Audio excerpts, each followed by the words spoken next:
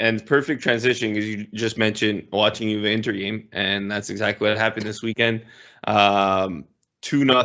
It honestly, it feels good because it feels like a long time. I don't have the exact numbers, but it's been a long time since Juve's beat another top team. At least pretty much since I think the Pirlo seasons, because I know we struggled last year. But 2-0. This game reminded me a lot of the game versus Inter right before all the lockdowns in Italy back in 2020 with no fans. That was a 2-0 game also. And it seems like Juve's turning corner a bit, so it's good to see. But I want to hear your thoughts about the game and just I guess kind of Juve's momentum that they're carrying a bit now. Especially, I think it's 4 wins in a row in the Serie A. Mm-hmm. Yeah, and also like 4 wins without conceding a goal, which is like for some reason didn't realize that that's actually what was the. But yeah, like I don't know. I guess the youngsters are helping also like lighten up the team. You know, we come out like 14 injuries all of a sudden.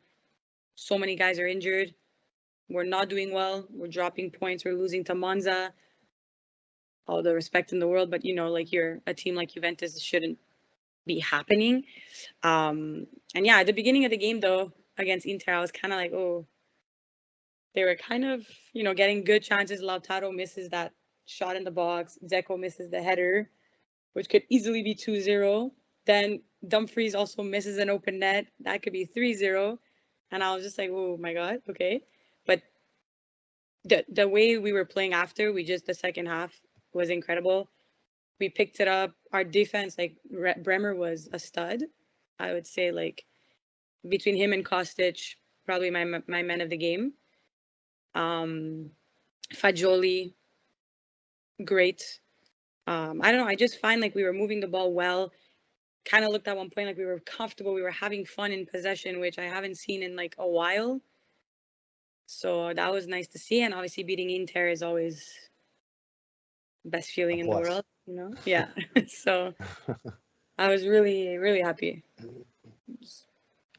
No, and you said it right. You know, for me, looking like the outside in, tale of two halves. I think, you know, like you said, all the chances for Inter, all the pressure that Inter brought in that first half, it looked like they were ready to play. They were ready to take the game. And you know what?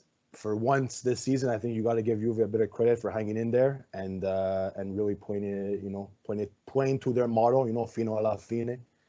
They really you know, took that to another level in that second half. And you mentioned the youngsters. Obviously, we're seeing maybe a bit of a new age at Juventus. Just, I guess, your overall thoughts. I know it's a short and a small sample size, but just your thoughts on any of the youngsters. Obviously, you mentioned Fagioli. He's been the man of the moment right now, and obviously Miretti had a good run of form as well. Just your overall thoughts of these youngsters finally cracking the Juventus starting 11 and just getting some actual, you know, solid minutes at Juve. Yeah, well, so I like that's the biggest thing with Max, right? Allegri is that he doesn't like to give the youngsters a chance. Yeah. And granted, he was a little bit forced to do so because of the injuries, but I mean, I'm glad that they're like, you know, seizing the moment because you need these youngsters who have a little more like flair and, you know, they're kind of not like, it looks like they're kind of playing with like nothing to lose. Like I got to see a little bit of Ealing Jr. also, like when I went to the game, and in literally 10 minutes, I was like, wow.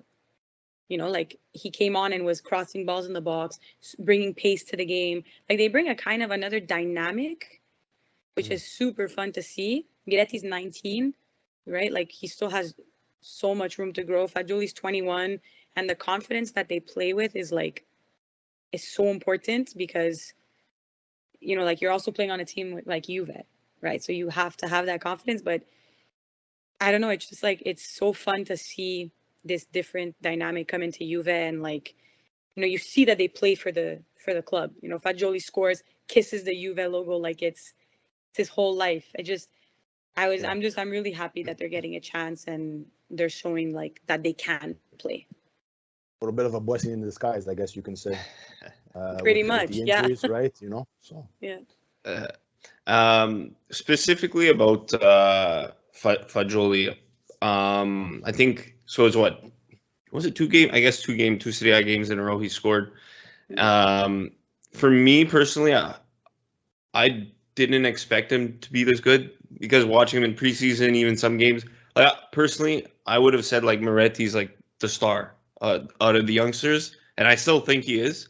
But you know what? Like you said, he's 19, he's still young. Fagioli has a lot more pro experience, and I think you could kind of see that coming out a bit now.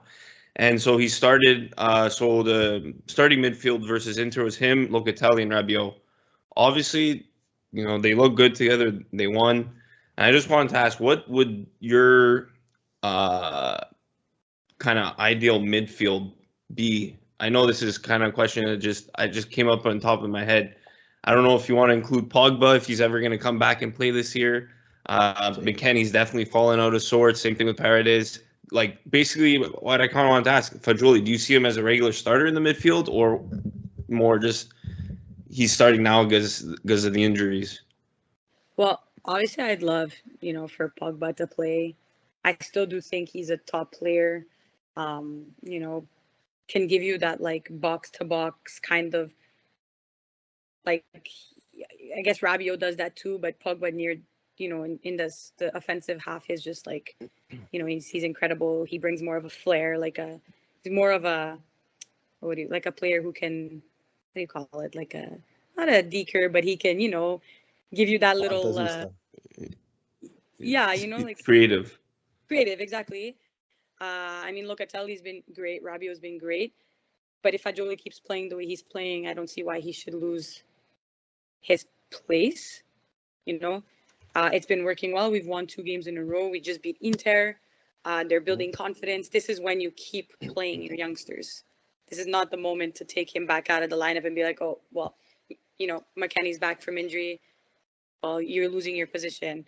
And I do want to say, I don't hate McKennie as much as everybody hates him.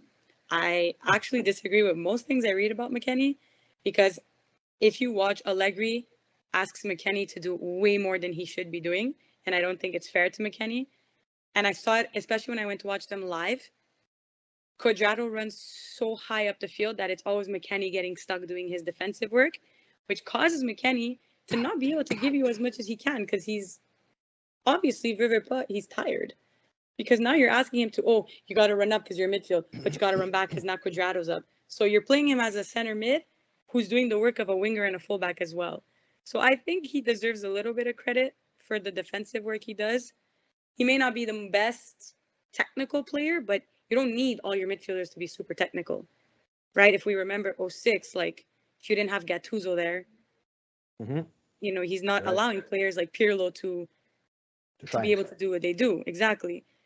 So I think he deserves a little more credit than he gets, but then again, everybody has their own opinion. But I do think that right now, Fagioli's playing well. He should not be taken off the starting lineup. It's interesting to hear because, as you said, you actually were able to see these players live. And obviously you have experience, you coach, you've played so many years. So you know what? It's nice to hear like that tactical perspective, because some people that we have on their fans just like us, and I wouldn't be able to tell you this tactical stuff. But thanks for giving that insight. I don't know if Adri had another question. Yeah, no, I did, and I kind of just wanted to segue off to what you were bringing up about, you say McKennie, you liked what he's brought into to this Juve. I guess the overall question is kind of like maybe your tops and flops, your best players, your underwhelming players so far this season for Juve. Again, we're almost at the World Cup break, so kind of almost like halfway point. And I know there's been a lot of bad in the Juve world, and for me as a Milan fan, I'm loving every moment of it. But if we could be a bit more serious, I guess, just your best players. Who have you maybe been surprised about? Like I don't know, anything you want to bring up in terms of your best players, your underwhelming players. The floor is yours. So I actually really, really think I really appreciate Danilo this season. I'm super thankful we have a player like Danilo in our squad. He's super consistent. I just think he has a good game pretty much all the time.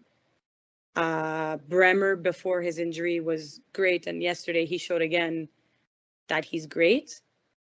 And obviously Kostic has surprised me. I remember at the beginning of the season we were kind of like, like, is this can actually be good or what's going on? And I think he ended up, I didn't realize how fast he actually is, like how much pace he has and how his crosses are just great right now. Like, you need that. I feel like we lack that player who just sends balls in the box, like constantly putting your strikers like to work. And so I would say those three are probably my top.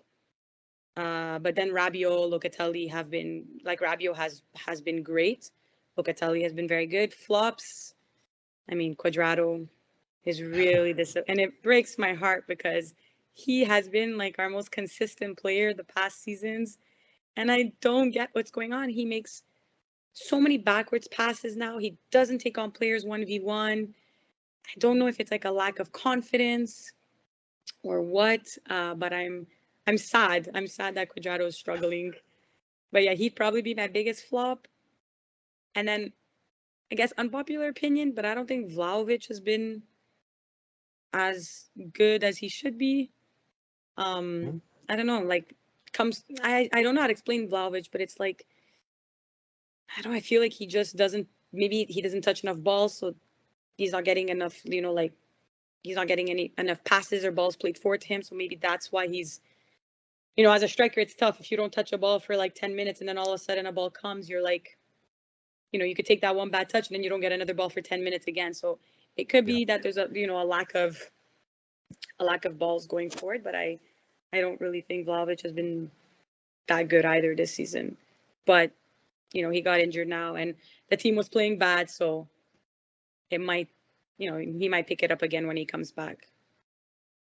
Yeah, you do have a point about Vlahovic. It just feels like when it's bad for him, and then when it's good, it's good. I think he has 6 goals on the season in Serie A.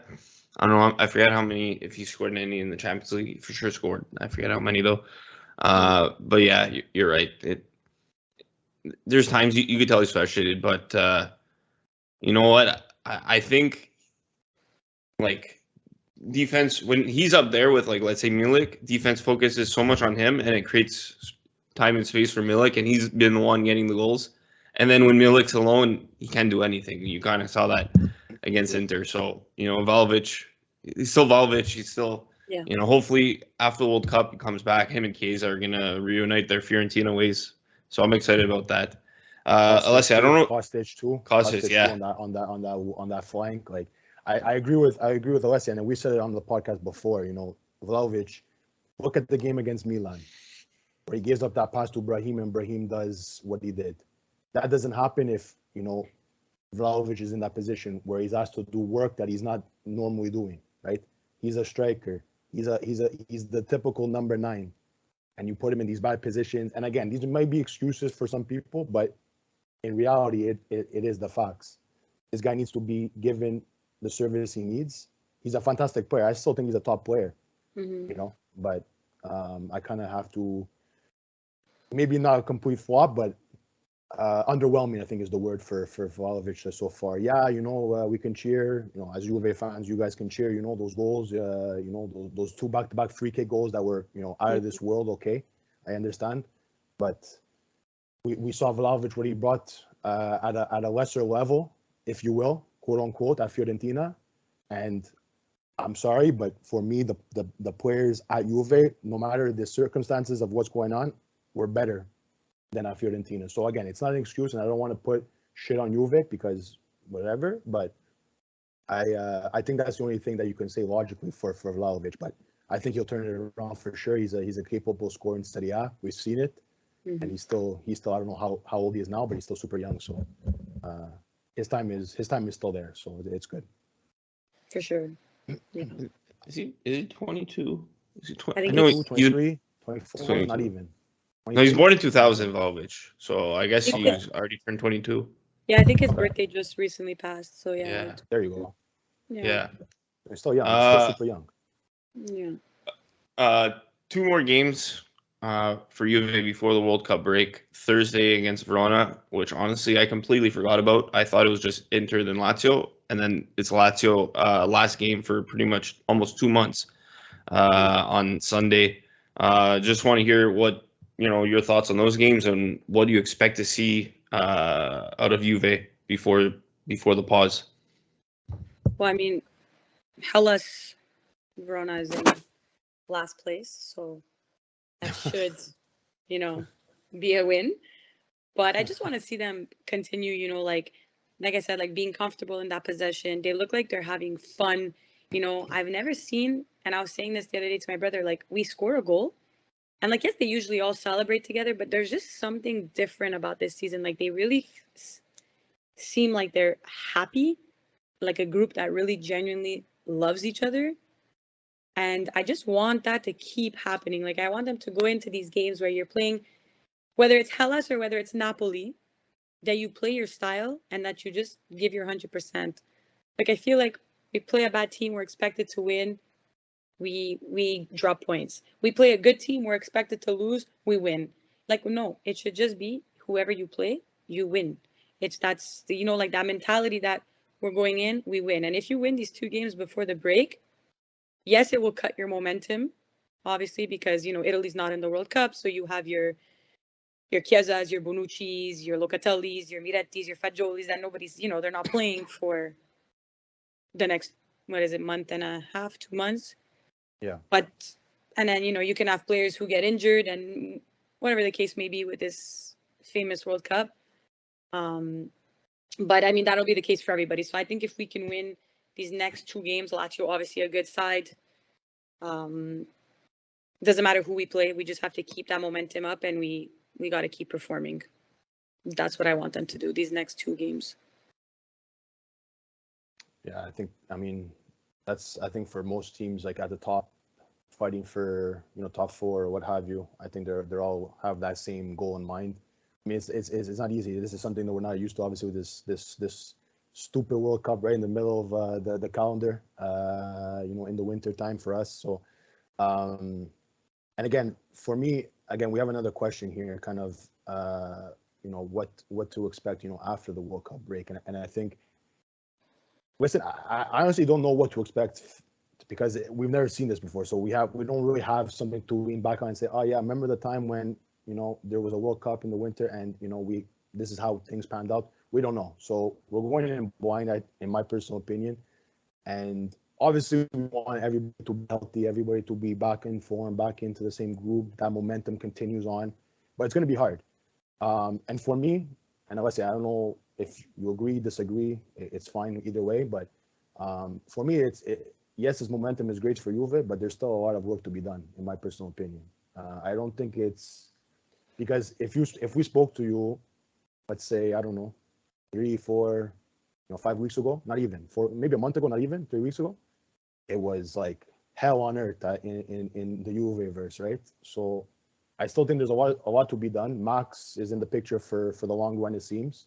And I still think he will last until the end of the year, if not longer. I guess the overall question, like I said earlier, is what to expect after the World break. Do you have any sort of expectations, with the club, with the performances, or what do you want to see? Obviously, top 4 is the goal, right? And I know they're not out of it because they're still up there. But yeah, what do you expect to see? Well, my biggest hope is that I can get Pogba, Di Maria, and Chiesa back and healthy for once. Like, I know it's not an excuse, but at the end of the day, it is 3 top players that we don't have on our squad right now. And this is like Di Maria, Chiesa, who are like playmakers, Pogba, who's a playmaker. I'd love to see them back in the squad. I'd just love to see our whole squad healthy and like having just depth. And I guess we're doing well now considering our injuries, which is nice. But like I said, I do want the way they've been playing to keep going. Max, like I guess Allegri to keep doing what he's doing. I don't want any more like we're winning 1-0, let's park the bus. No. You're winning 1-0, can you go get that second, that third, that fourth goal? Like we need to stop being so like boring. And that's what I liked about Pirlo, and I'll keep bringing him up, not because he's my favorite player, but I liked that it was, we score a goal, let's keep going. There was no parking the bus with Pirlo. And everybody criticized him when I think he did super well. Okay, Max is getting the criticism this season, but I mean, you know, he does now.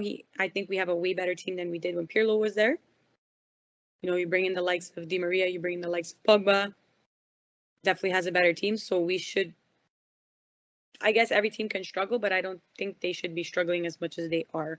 And if we get everybody back, I'd like to see what Max can do with that team and how he can bring us to finishing top 4, or even can we close the gap and maybe even get, you know, top 2. I know Napoli's kind of ahead, 9 or 10 points, but, you know, there's a lot more games to be played. So that's what I'd like to see.